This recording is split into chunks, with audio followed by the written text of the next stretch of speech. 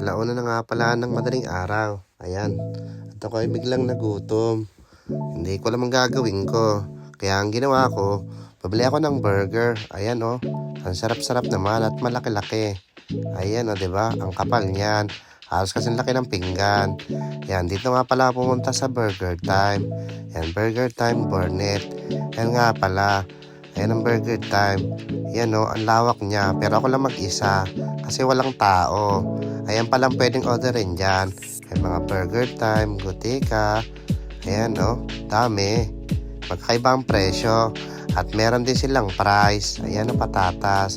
Ito nga pala ay malapit sa Caribe Casanova. Malapit sa Villa Market. At ayan na nga.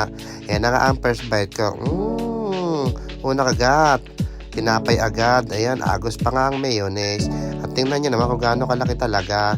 Ayan, halos kasing laki ng pinggan. Ayan, hindi mo kayang ubusin yan.